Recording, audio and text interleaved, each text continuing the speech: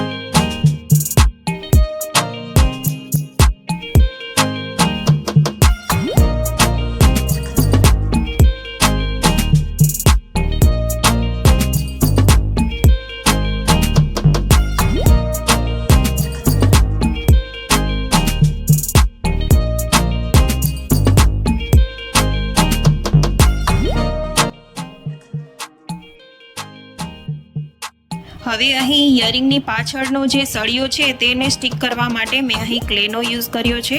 તો પહેલાં તો ઇયરિંગની પાછળ આપણે ક્લેને સ્ટીક કરી દઈશું ફેબ્રિક ગ્લુથી, અને ત્યારબાદ આપણે તે સળિયાને સ્ટીક કરી દઈશું, અને જ્યારે સુકાઈ જાય ત્યારબાદ પાછળ પેચ લગાવી દઈશું.